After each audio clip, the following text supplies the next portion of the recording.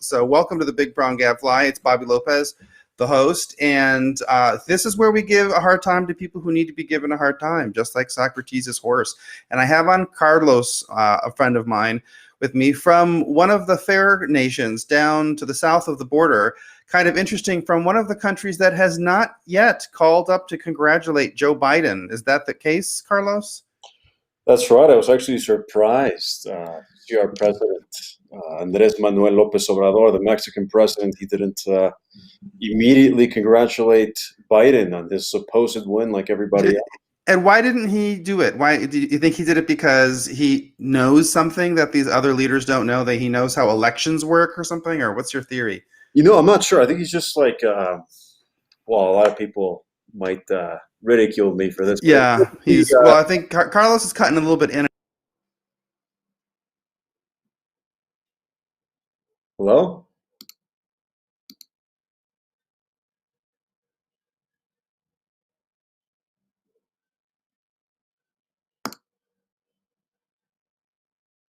Hello?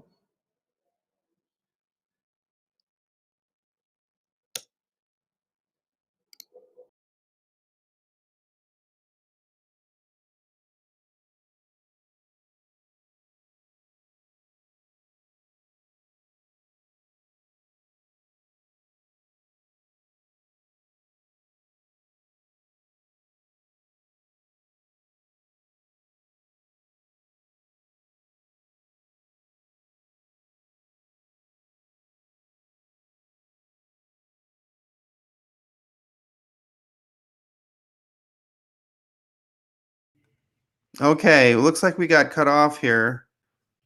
Yeah. I don't know what happened. It got cut off. Darn it! Don't you hate when that happens? But we're back up. We're back up. So it looks to me, my theory is that he knows something that France and Israel and England don't know, just because they're closer in proximity to the United States. And that's my theory about it. But whatever the theory is, my question to you, Carlos, is what are we going to do now? How do we deal with liberals now that we know that they've cheated and everyone knows?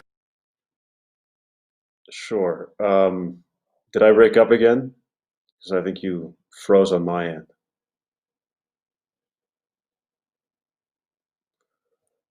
Hello?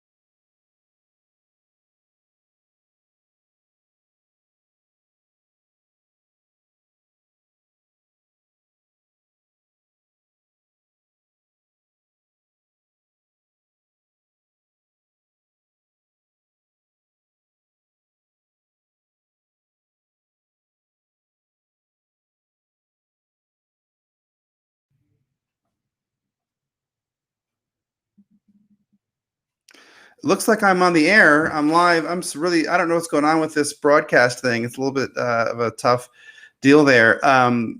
So I was talking with Carlos. I just wanted to get his take on this. Are you there, Carlos?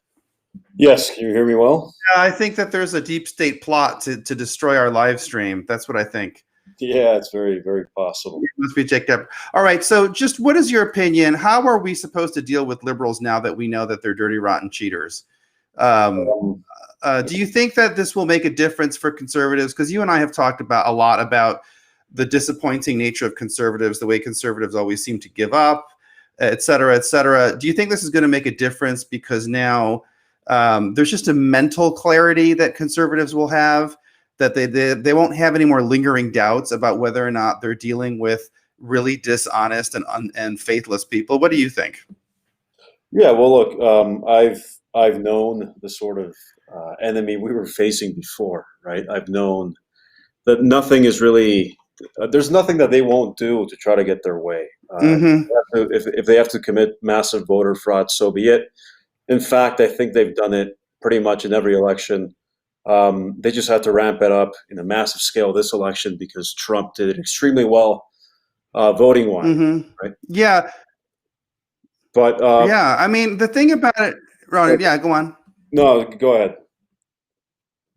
The thing about it to me is a lot of the debate where these liberals are on major television networks or they're on social media and they're just acting flabbergasted that anybody would accuse them of cheating. Their attitude is like, how dare you even imply that we would cheat, as if we don't know that they cheat already in academia. This is what I've been saying to people a lot recently is academia is the place where you can see liberalism in its purest form because they've purged all the conservatives off of college campuses. And academia is full of cheating. Wouldn't you agree with that? I mean, it's the culture of cheating. Whatever they want to do, they just make up a study. They make up fake numbers. They download papers off the internet. They take funding to publish research that they know is going to be fake, but it's got to keep the donors happy. You and I saw that when we were debating things like transgenderism and gay adoption, remember? So why is it that people have had such a hard time putting two and two together and realizing that the same people that have turned colleges into big cesspools of cheating are the people who are going to try to get their way in the election system the same way? It's weird how people don't put the two and two together. Well, look, ultimately, the problem is that basically they have complete control over the media, and not just the news, not just CNN, even Fox, all the the commentary and news and political outlets. They basically own all of that, maybe with the exception of Tucker Carlson. But they also own every single other outlet for propaganda, be that Hollywood, Netflix, whatever. Right. And they disseminate the same message uniformly everywhere. So I can almost hardly blame people, right? If you're just a midwit, just an average guy, average woman, and you're just getting on by your day, maybe worried on more mundane things, and you occasionally turn on the news or Netflix or whatever to consume media, be it for entertainment or political purposes, you're going to be inundated with the same sort of narrative, right? And that narrative is invariably a leftist narrative that's false and probably maliciously false. So I can't blame the vast majority of people for being sort of, I guess, I mean, I hate to use this, they're sheep. The majority of people, they just don't know Right. what they don't know, and they I mean, that's just the way societies are. The average person probably shouldn't be politically inclined. It's probably not healthy for the average person to be obsessed with politics or anything. But that's simply what's to be expected. Well, the thing about it is that, I almost I've been so excited and optimistic the last couple of days just because that you're like me. You've been in the trenches with this conservative movement for years. This is the first time I've actually seen large numbers of them waking up to the whole range of the problem. They really are not buying the propaganda. They've actually figured out that just because something's on Fox News doesn't mean it's your friend, right? Just because there's some think tank that calls itself a conservative think tank or a center-right think tank, that doesn't mean that they're actually going to give you something that's different from any old left-wing propaganda. I think that this election really has laid bare the full extent of the problem. And it's done in such a way that I have to think the Lord's hand is in it, because you have these liberals and all these people who go out, they make these denials. They're saying remember, they said there was no possibility of voter fraud, that it was impossible for it to be done. And we all sat there and we knew about cases like Norm Coleman's race against Al Franken. We saw all the 2018 midterms and how fishy those were, et cetera. So we knew that there was cheating going on, right? And then they say, well, there's cheating, but it's on a small scale and you'll never prove it. And then when we have proof, then they say, well, it's still limited in scope, so it's not going to change the fate of the election. And then we're looking at the scoreboard and we see how states like Pennsylvania or Michigan are separated by only 40,000 votes, 27,000 votes, 15,000 votes. So this really could be changed. I mean, this could change the outcome of the election. And we're seeing how these people are coming out, they're giving a denial, they're giving us this propaganda, and then it is being disproved in real time the next day. I almost think that this obsessive, desperate need to discredit any questions about the election immediately with all of these disclaimers and cancellations on Twitter, I think it's actually working in our favor, because it's making it so obvious that I don't think anybody can look at this and still believe what liberals say. But what would you say, what is the percentage of people in America or in Mexico who actually still believe this? Still believe what the mainstream media says? I have no idea at this point, because I don't even know whether I can connect to real average Americans anymore. But I mean, what percentage of people are really believing this at this point? Well, look, in the U.S., I think, well, at least 70 million people don't believe that crap, right? Right. The people who voted for Trump, namely. Mm-hmm. But I think the amount is probably much higher. I think it's basically around half and half, I think. Mm-hmm. If I were to take a stab at it, if I were to guess. And that's really remarkable when you think about it, because, I mean, for more than 4 years, including the time that Trump wasn't president but was campaigning, Mm-hmm. media said everything imaginable that's negative about Trump, right? That he's racist, he's a white supremacist, that he colluded with Russia. Basically, they inundated every single outlet, like I said, Netflix, entertainment, politics, everything with that message. And still, in spite of that, 70 million people at least voted for Trump. They basically Right. don't care what the media said. So either they disregard what the media say, or they are actively hostile to what the media says. And that's excellent. That's really That's good. All right. So listen, you were like one of the people when I was, still in the faculty at a college, and I was doing all this work with conservative groups.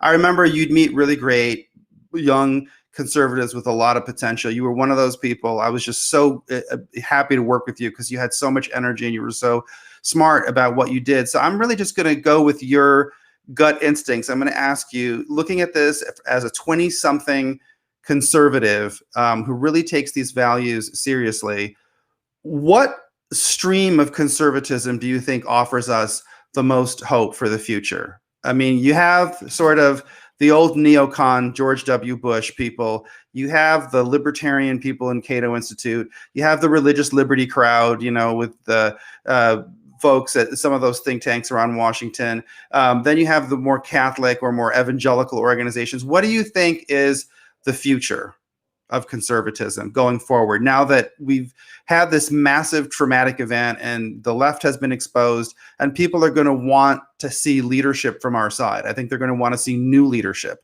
I don't think they're going to want to go back to the days of the moral majority. I don't think they're going to want to go back to the days of George W. Bush or John McCain or Mitt Romney. But where do you think the future is? Yeah, basically not conservatism, because what is meant by that is a Mm-hmm. loser strategy. It's the mentality and strategy of a loser who basically just wants to hand the left his own head in a polite manner. That's what conservatism stands for, basically, right? Mm-hmm. Trump shows us the way, even though he didn't fulfill his promises. We know the things that made voters attracted to him, which was basically nationalism, right? Uh, Mm-hmm. you have to be aware of immigration. It has to be basically a centerpiece of any future right-wing movement. Mm-hmm. I think also we do not have to be tied to liberalism. We don't have to be committed to any sort of idea about democracy or any stuff. We have to sort of unshackle ourselves from these sort of like liberal and sort of outdated modes of thinking and start thinking in more, I guess, imaginative ways of what would be the way forward. Because I mean, for example, everybody, or at least half of the U.S. right now considers that democracy is a huge joke, and they are right. Well, wait, but hold on. So you're saying that the future is for us to be undemocratic? I'm not sure. That's Not kind of scary to me. not necessarily, but I mean, we have to. why be? I mean, democracy is just a very recent sort of implementation of politics, right? Going back to the Enlightenment, a little bit after that, Mm-hmm. we had societies that were much healthier and much more powerful and advanced in many ways, that weren't democratic and which were, pleasant. So why should we be tied to like a democracy sort of system, right? Why not consider something like monarchism or something different? I mean, why shouldn't we, right? It's like Mm-hmm. it's like a rule that we shouldn't consider these other possibilities. Well, gee, I mean, it's going to be hard to. You Sure. bring up a lot of good points. I mean, I do think that the Enlightenment is cast in a certain way in our educational institutions, which people don't really understand what happened in the 18th century. Certainly, they don't understand that the French Revolution was the inevitable end result of the Enlightenment, and there were a lot of problems that came obviously out of that.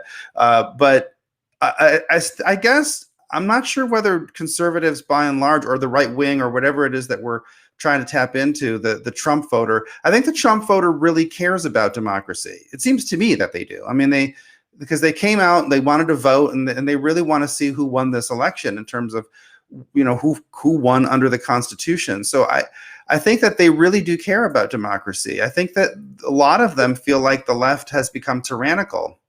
Of What would course. you answer to that? I mean, Well, look, if the left truly cared about democracies, some of them say they do, wouldn't they say something like, "Of course, let us, carry out all the investigations, make sure that only legal votes were counted, yeah, and then right. we won legitimately." They're not saying that, right? Instead, they're launching the most elaborate, basically demoralization media campaign that I've seen in my life to try to get people to see Trump as legitimate and Biden as legitimate. Right. That's all you need to know. Basically, they're not interested in actually carrying out investigations and making sure that the only legal votes were counted, because if they Hmm. were, they would have said as much. And the reason why, for example, we shouldn't be look democracy.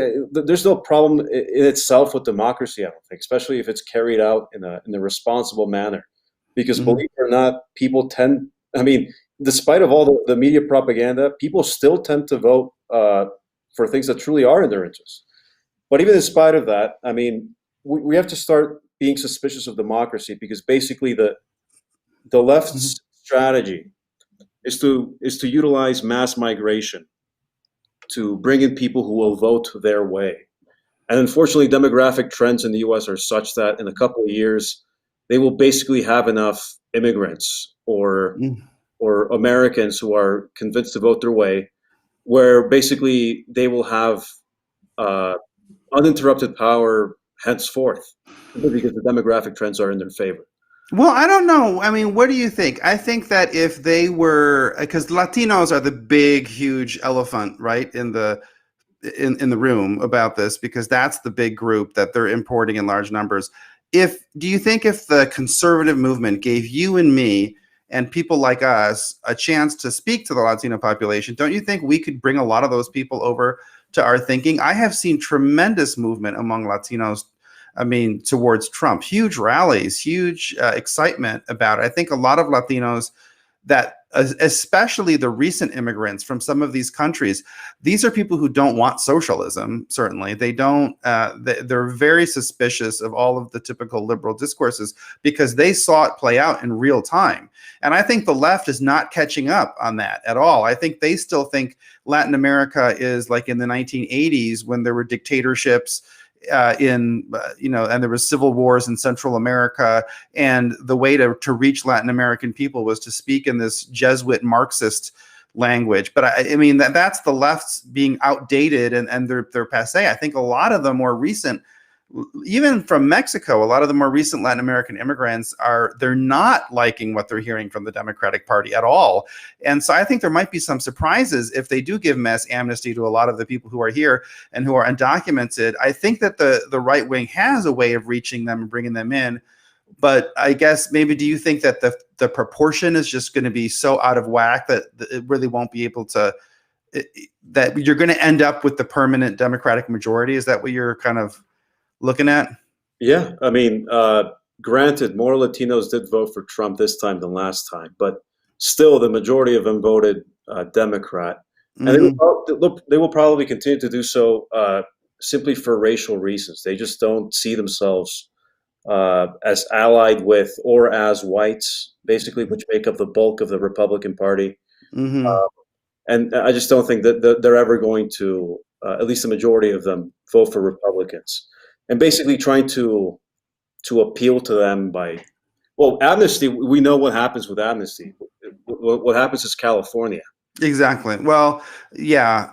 Although I don't know, I'm not sure. I'm looking at what's happening in Texas, and a lot of I live in a neighborhood that's heavily pro-Trump, and it's a lot of basically Mexican American and other Latino groups who have a small business, and these are usually their ways of making money are entrepreneurial, but not super rich. They're the kind of people who can't afford necessarily to get health insurance for their employees, if you know what I mean. And so I think a lot of those people coming in, they might be Trump can appeal to them if somebody with his arguments and with his style is given more of a platform to speak to a lot of those more recent Latino immigrants. I feel like they're more receptive than the Latinos who have been here since the 70s and 60s. I think that generation is probably, to me, that they're like what you're talking about. They're the people who they were the first generation that went to college in their family. They got liberalized in college. They loved all their radical professors, and now they're working in managerial jobs or whatever. And they're just Democrats by nature. They're pro-gay marriage. They're pro-choice. All of that stuff. But I don't know. I think that Trump has a chance with some of them. Maybe I don't have such a bleak picture as you do. But even if, let's say, we were able to stop the mass amnesty, like let's say that that didn't go through, and let's say that wasn't so much the overriding issue. What do you think is the pathway forward for all the other conservative streams that people can try to join in with? Where should we put our energies? Because this is what I'm always stuck with. I have a lot of ideas. I want to do something. I want to try to help move the Trump revolution forward, and I want to get it beyond just the issue of getting Trump elected. But it's hard because we have all of these organizations that come, they want our time, they want our donations, they want our ideas, and then you don't know which of them you can trust. So when you look out there, what's a group that you would trust? Is it the alt-right? Is it the libertarians? Is it the free market people? Where do you think we should put our time? Well, I mean, basically the only option we have right now is Trump, which is worrying because, I mean, even if he's in basically, staying in the White House in spite of all this massive fraud, eventually his time is going to be up, right? If he successfully reelected, who's going to replace him, right? I can't think of anybody except maybe someone like Tucker Carlson. I don't know, maybe he doesn't have that sort of ambition.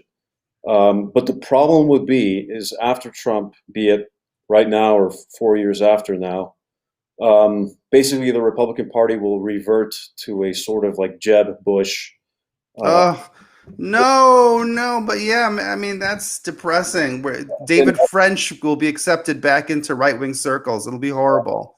Yeah, and basically the only things that the quote unquote right wing will discuss then will be, oh well, we should cut taxes by this percent. No, it's by this percent. Right. A Middle Eastern country we're going to invade. That's gonna be another. The only two topics basically that are going to be on the minds of everybody. And soon they'll be saying, we must appeal to the native Hispanics of America. Right.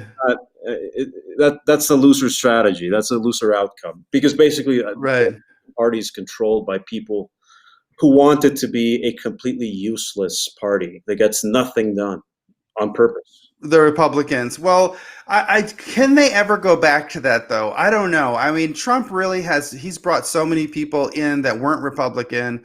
He has really unleashed a really different kind of movement, and just the volume of it and the fact that so many Trump supporters are not shutting up and letting the Democrats get away with this fraud. They're not letting Democrats interrupt them and talk them over and try to worm their way out of the fact that we just caught them cheating red-handed. The fact that they're actually staying the course with it, because I talked to one of my old best friends out in California from when I was out there. And he was saying, there are millions of people who are they're waiting for a word from Trump as to what they should do. They really, really want to take this fight as far as it can go. I don't know whether we can go back to the old days of the Republican Party. I don't know whether we'll, even Tucker Carlson, who I love, I watch his show. I think it's great, but I do think he has too many ties to the old libertarian think tanks to really be able, to do that, to be able to really be as liberating as Trump was. I think that Tucker Carlson came into his voice after Trump was already had his momentum. You know what I mean? Yeah. And so I think that's a different thing. The alt-right, which we've heard so much about, I've gone back and forth on, sometimes they scare me. Sometimes I'm like, well, maybe there are people there that we can work with. What's your assessment of that landscape that we call the alt-right? Sure. Well, you basically just have to look at the claims that they make. Mm-hmm. Mostly, I guess, the most relevant and most important ones being about racial matters, I guess.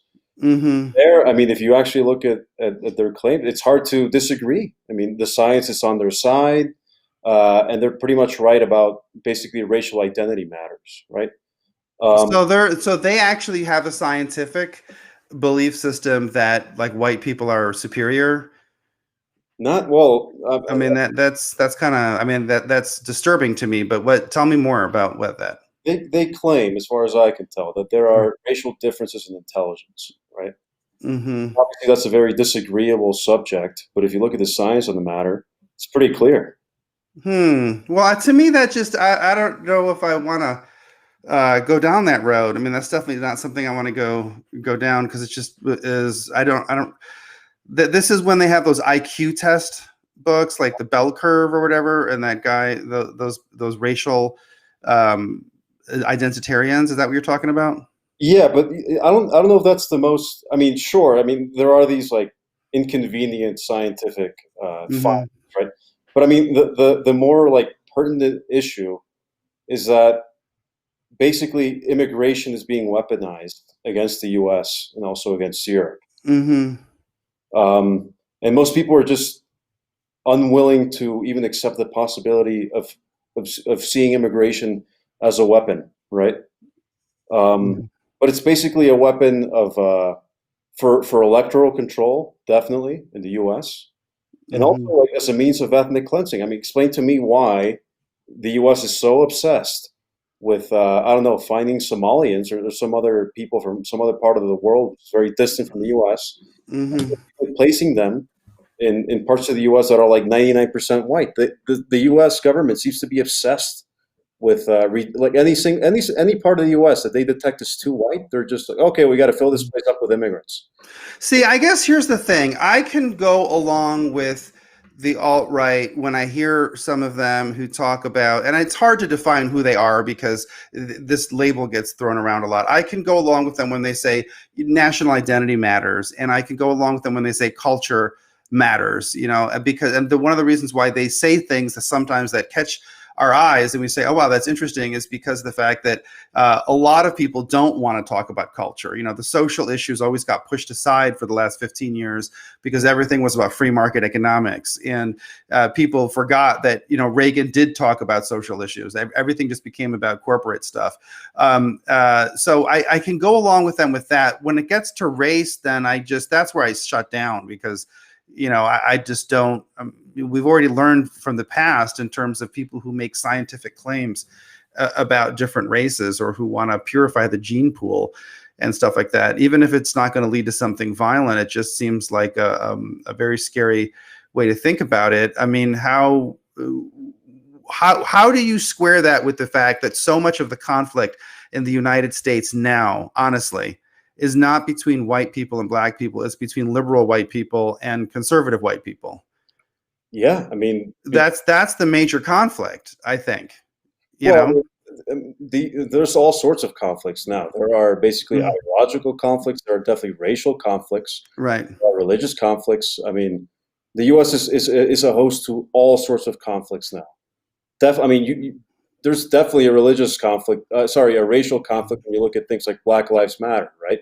You Mm-hmm. see a lot of hatred against white people, directed by certainly blacks and also white people who are on board with Black Lives Matter, right?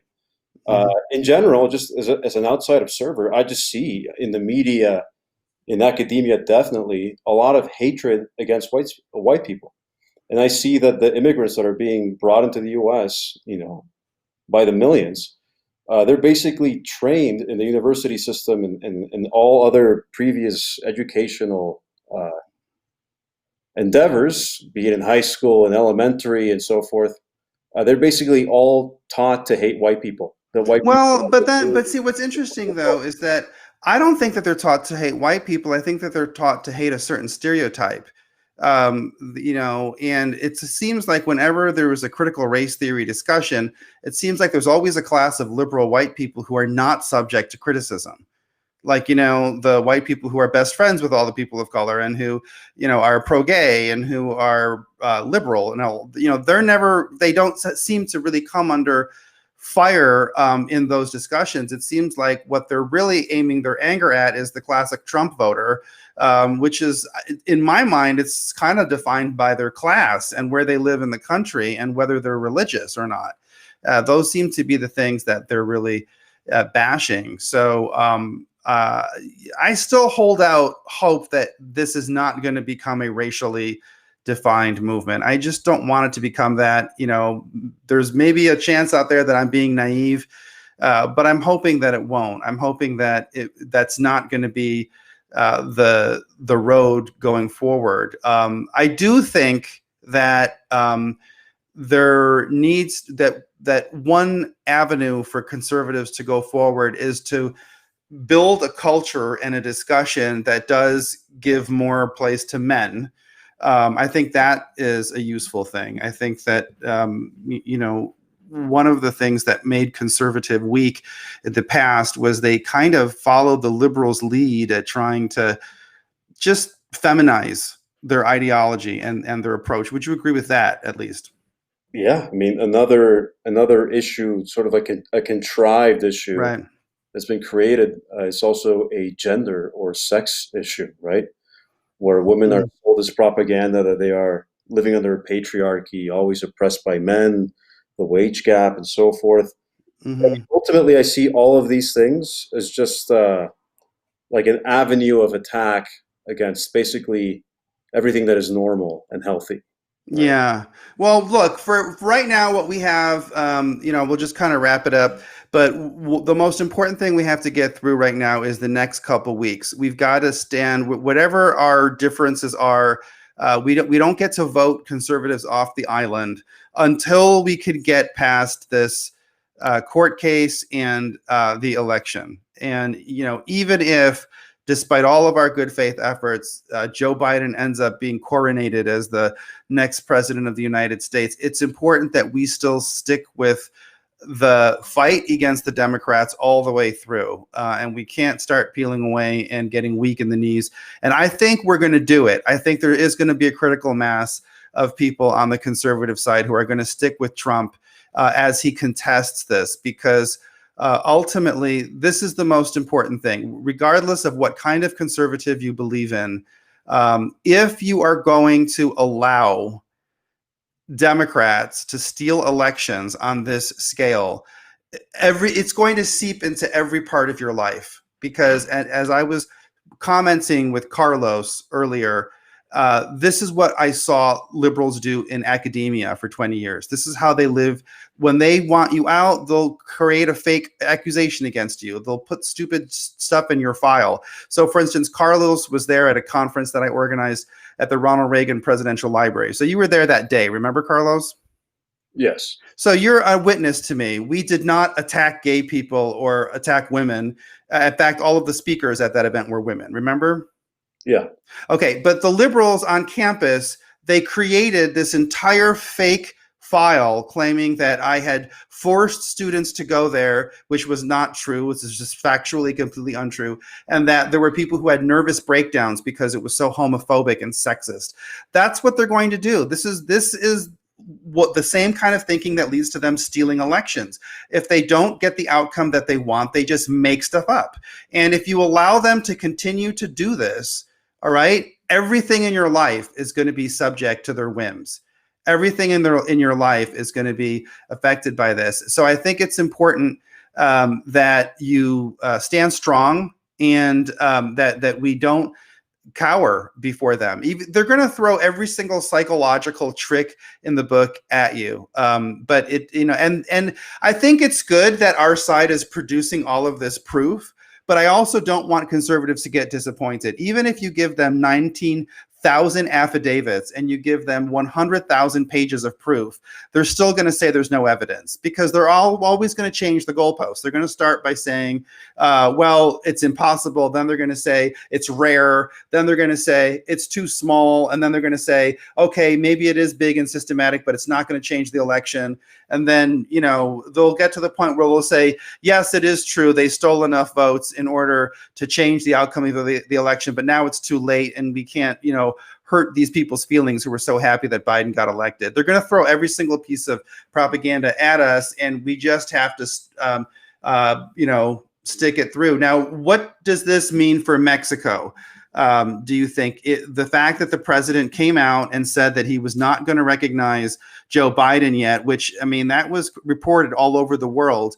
Do you think that the Mexican president is going to get any pushback for that, making that decision? He already has. Look, what's happened? To be honest, I don't really follow Mexican politics too much. They're just not all that interesting to me. But yeah, even so-called conservative Mexican commentators and politicians were congratulating Biden, which was completely puzzling to me, right? But yeah, it's so I already had a very low opinion of Mexican politicians and Mexican commentators on political matters. But after Saturday, after they declared, Biden president illegitimately, my opinion has gotten even worse. There's just very few people in Mexico who really understand what's happening. And basically, wow. The average Mexican dislikes Trump, not for any reason of like, oh, I don't like this policy, I don't like that. No, they don't like Trump because of what he said about Mexicans, right? They have emotional reasons to find Trump offensive, right? Okay, well, that's great. But maybe even in spite of that, maybe him being president is in our interest, right? And it really is, because the only reason that Mexico right now is not being flooded with immigrants from south of the border with all these caravans, right?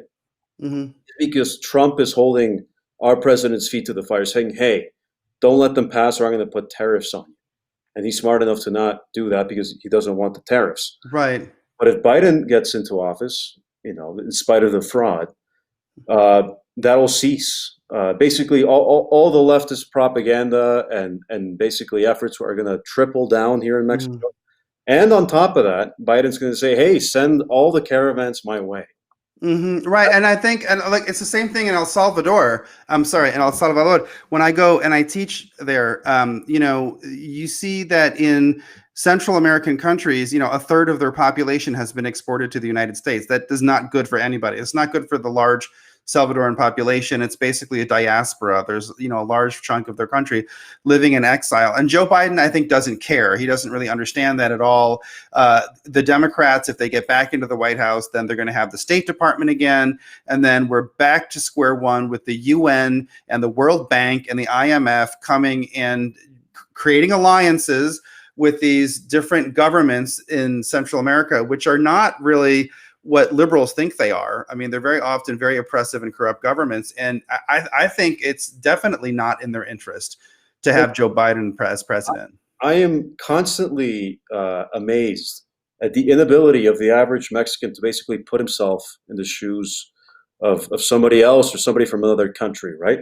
For example, I think last year or a couple of years ago in 2018 or 2019, there were many migrants from south of Mexico that were ending up here in Mexico, and they were committing a lot of crime. Okay, that's just the simple truth of the matter. And guess how Mexicans reacted, right? They started getting, I guess you could I guess you could describe their attitude towards this as xenophobic, right? Which is really just healthy. You don't want criminals from other countries in your country, right? That's a perfectly healthy, normal thing to want, right? Right. But they just couldn't, for the life of them, consider that Americans want the same thing. They don't want Mexico's criminal class in their country, right? And I Hmm. really respect that about Americans. I mean, they have their own criminal class. Why would they want to import some other country's criminal class?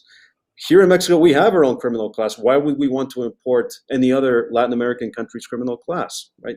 Nobody likes basically being beset Right. by immigrants, basically, uh, and Americans are no exception to this. And that's why I'm not offended when an American, for example, that grew up, maybe he's older now, maybe he grew up in a part of, I don't know, Pennsylvania that was, Hmm. 100% Italian and Anglo or whatever. And 50 years down the road or something, now it's like half Mexican or something. I can totally understand why they feel this sort of like, what the heck happened to my town, right? Hmm. It's a totally healthy and reasonable reaction to seeing such a dramatic, basically demographic change. So I can't fault Americans for that. In fact, I think that's a healthy sentiment. I would feel the same if, for example, like just hypothetically speaking, suppose that like a million Chinese or a million Africans moved to Mexico and suddenly the city that I knew was in such a way, suddenly everybody's speaking Mandarin or some African dialect. Well, and that's happening, and I mean the in a lot of countries in Latin America, the Chinese have really displaced the Americans in many places as the neo-imperialist power, if you're going to use that kind of terminology. And that was why I did have contact with a lot of Latin Americans who were positive about Trump, despite his comments about Mexicans at the border, because he was tough on China. And then that's another one of those things that liberals just don't understand, that in a lot of parts of Latin America, the conversation is no longer about the big bad American imperialists coming with their fruit and rubber companies and exploiting people who, they don't understand that things have changed and a lot of the players are different. So I have noticed that as well. I haven't, to be honest. Like I said, I don't pay much attention, but I don't see a Yeah. lot of Chinese influence beyond. I mean, Huawei has a very big presence here in Mexico. They have offices and so. Hmm. And there are Yeah. some, for example, Korean immigrants in certain parts of Mexico, but they're Hmm. very well behaved and successful people. So I mean, I have no complaint against them. But I Yeah. mean, I could totally.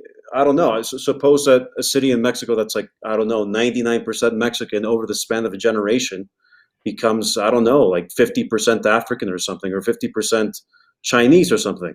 Hmm. I can totally understand if Mexicans were like, what the hell happened? Were we invaded? What accounts for this radical demographic change? And that's how some Americans feel, right? So I cannot fault them for that.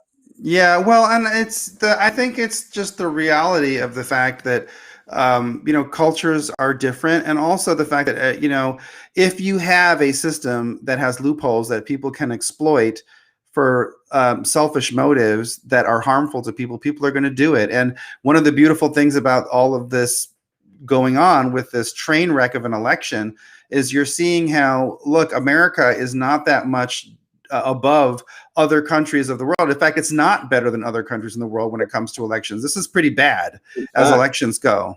look, I've Yeah. voted only once in my life, and it was here in Mexico.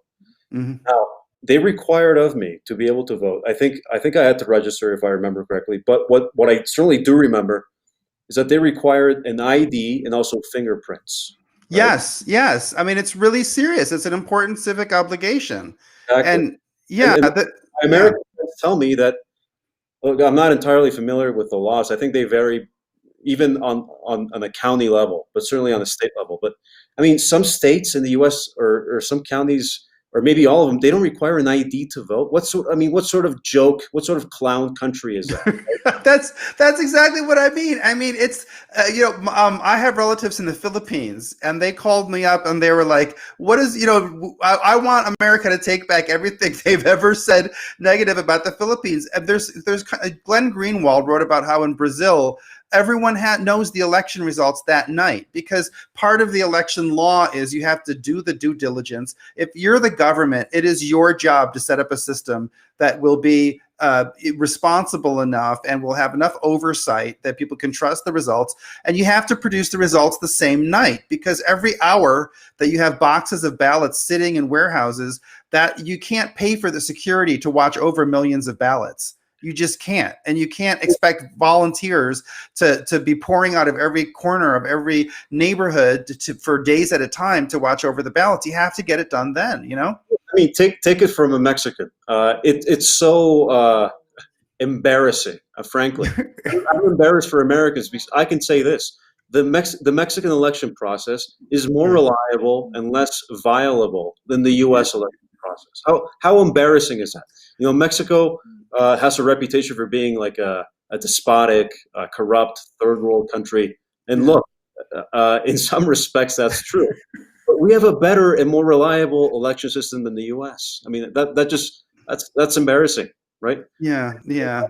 Basically, I mean, the argument for why IDs shouldn't be required in the U.S. is because it's racist, right? Okay, well, look, if you're not sufficiently high agent, you know, if you're not smart enough to get an ID to vote, maybe you shouldn't. Maybe we shouldn't care about your. Well, it's a totally fake argument. I mean, it's a completely fake argument that, you know, that people need to be able to go and vote without an ID. It serves one purpose and on one purpose only, which is that they want to have rolls of voter names, and they want to be able to you know, cast ballots under those people's names and not have them there. Basically, they want to stuff the ballot box. And that I liken it to this. I mean, imagine if you like announce one day, like, hey, I'm gonna, you know, when I go to sleep at night, I'm gonna lock all my doors, close all my windows. And then some robber's like, hey, you know, that's unfair. You don't want to leave the doors open. You don't want to leave a window open. I mean, yeah, exactly. I'm so naive to not see what's. I mean, this racism, it's a red herring. They basically, if they were honest with you, they would say, no, of course we don't want IDs because we want to be able to commit voter fraud. I mean, yeah, exactly. Well, but the good thing about it now is that, like, it's not passing the laugh test. And, you know, the more every day when I see these clips coming from the mainstream news sites, and you have people like George Stephanopoulos or people like Brett Baer, and they're just scoffing at the idea that there is voter fraud, I think the more finally they are beclowning themselves. Like, they have really reached, they are in the toilet. Their credibility is so low. It's going to be hard, I think. I mean, you know, I've think of this what you will, but I think it's vitally important that basically people continue to lose trust in the media, and also in democracy in general, and also in particular in American democracy. I think that's a good thing, because frankly, the U.S. is an empire and it exports a lot of evil stuff around the world. So the more delegitimized it becomes, the better for I think everyone, even Americans, right? Yeah. And I could not imagine a more perfect outcome than this, right? This is the outcome that casts the most illegitimacy on all of these things. The media, certainly the quote unquote democratic process. I saw, I don't know if it was a tweet or a news article, that 200,000 people unliked Fox News on Facebook. Now, mind you, that's something you have to actively log into your Facebook. You have to actively log into your Facebook and unlike the page manually, right? Right. It's not merely a drop in viewership, although I'm sure they're experiencing that as well. But that's basically, I mean, people are pissed off enough at Fox News to some seconds of the day to unlike them, right? And that's great. Yeah, that's good. I think another good thing about this is that Republicans are realizing that basically, look, even Fox is controlled. That they are completely either bought or threatened, whatever it may be, but they are completely controlled. And also, all these Republicans that are now sort of saying, like, tepidly supporting Trump, they're only doing it because people like Nick Fuentes and some other people started calling them out, basically saying, like, hey, why aren't you supporting Trump? And getting like thousands of likes and retweets. That's the only reason why they started issuing these sort of like tepid defenses of Trump. But even then, they are tepid. These people are basically, and they have been for years, they've been waiting to plunge daggers in the back of Donald Trump. Trump is an inconvenience for them because it actually advances a sort of, I guess, right wing or sort of like non-establishment direction of the country, right? Even though I think Trump has been a disappointment in many respects.